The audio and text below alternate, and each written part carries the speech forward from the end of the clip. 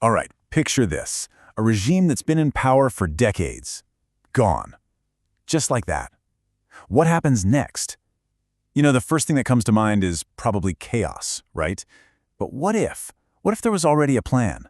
A really detailed, step-by-step blueprint for what to do on day one. Well, that's exactly what we're diving into today. A strategic plan for a post-Islamic Republic Iran. So, what's the single biggest thing this whole blueprint is trying to stop? It's that power vacuum. Total societal collapse. See, the goal here isn't just about swapping out the people at the top. It's about making sure the country itself survives that first, incredibly fragile 24 hours. Okay, so here's how we're going to break this down. First, we'll look at the plan for day one itself. Then, how to build a brand new government. We'll get into rewriting the rules, all those laws. Then, a huge one, reforming the armed forces. After that, how to rejoin the world stage. And finally, we'll look at the crucial first 180 days. All right, let's get right into it. Section 1, the plan for day one. This is the moment of transition. You know, this is where the clock is ticking the loudest. The absolute biggest fear is anarchy, total chaos. So the blueprint's very first move is to create an instant framework for order, a clear chain of command for the second the old regime is gone. And that framework? It's called the transitional system. Honestly, the best way to think about it is like a temporary government.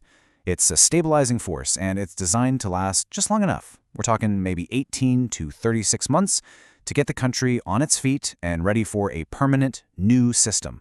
And leading the whole thing would be one single figure, called the National Uprising Leader. So how do you prevent that power vacuum we talked about? I mean, that's job number one, build a new government. So how do you do it? Well, the plan goes with a pretty classic and very stable idea, the separation of powers. And you know, it's a classic for a reason. They propose a three-branch system ready to go immediately. You've got your legislative power, the National Uprising Council, to make the laws, then the executive power, the transitional government, to actually run the country, and of course, the judicial power, the transitional court. The whole point here is to build checks and balances right into the DNA of the new state from day one. Okay, on to the next section, rewriting the rules. And this one is a huge challenge. I mean, what do you do with more than 40 years of laws? The Islamic Republic's legal code is, well, it's incredibly complex. You can't just hit delete and start over, but you obviously can't keep it all either. So, what's the move? Well, the planners basically looked at three options. Option 1, revert. Just go back to all the laws from before 1979. Option 2, retain. Keep everything for now and let a future parliament deal with it.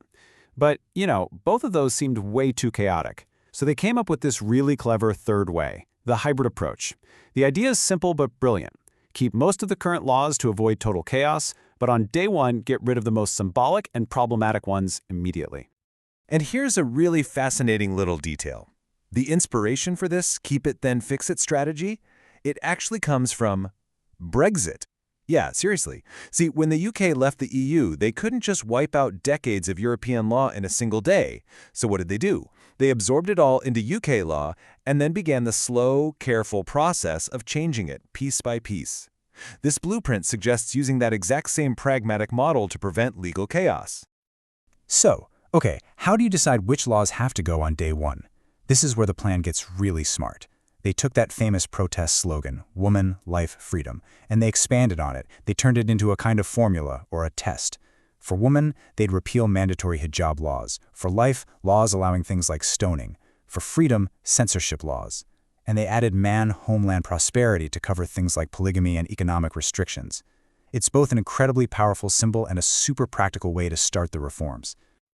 All right, so you've got a government taking shape, you've got a plan for the laws, but now we hit the next huge hurdle. And honestly, this might be the most dangerous one of all, reforming the armed forces. Specifically, how in the world do you handle the IRGC? The core strategy here is all about learning from history and avoiding one absolutely catastrophic mistake. Remember the de-Baathification of Iraq? That decision to just fire everyone created a massive security vacuum and, well, it fueled a horrific insurgency that lasted for years. So this blueprint says, no way, no mass purges. Instead, it proposes a much more careful, surgical approach. Reform and slow integration for anyone who can be properly vetted. And you can really see that logic in action here. The plan is very specific.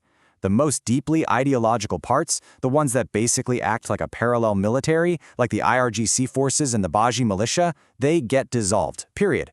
But the traditional, regular army, the Artesh, that gets reformed and integrated. Same idea for the Ministry of Intelligence. You don't just throw everyone out. You reform it and integrate the personnel who pass a really strict vetting process. See? It's a surgical approach, not a sledgehammer. Okay, next up, rejoining the world. After decades of being an international pariah, this plan calls for a radical foreign policy reset, a complete 180-degree turn designed to get Iran back into the global community, and fast. And the pillars of this new foreign policy are, well, they're a total reversal of the old way. Ideology is out, pragmatism is in. It's about respecting the sovereignty of other nations, rebuilding a strategic relationship with the U.S., and, this is a big one, offering full transparency and cooperation with the IAEA on the nuclear program. And then, there's the most dramatic shift imaginable, unconditional recognition of Israel. And they are not messing around with the timeline either. It's incredibly ambitious. The whole goal is to build momentum right away. In the very first week, announce the regime change, recognize Israel, and invite the IAEA inspectors to come on in. By the end of the first month, open formal talks with the US, Europe, and neighbors in the region. And this is all a race towards one massive goal: get the process of lifting sanctions started within the first 3 months. Okay, but while all this huge geopolitical stuff is happening, all the diplomacy and politics, there's a much more immediate and frankly more important race going on, just keeping the country running for the average person. So for the first 180 days, the absolute top priority is to stabilize the basics, to prevent a total collapse. We're talking about the really fundamental stuff: food security, making sure supply chains don't break, keeping the lights on and the water running. It's public health, it's economic stabilization, it's making sure public services continue. You know, forget the high-level politics for a second. This is the bedrock. If this stuff fails, the whole thing fails.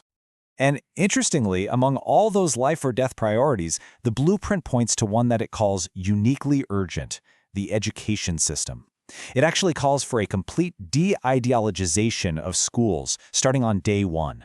We're talking rewriting textbooks, changing the whole curriculum, because the plan sees shaping the next generation as the most important long-term investment you can make.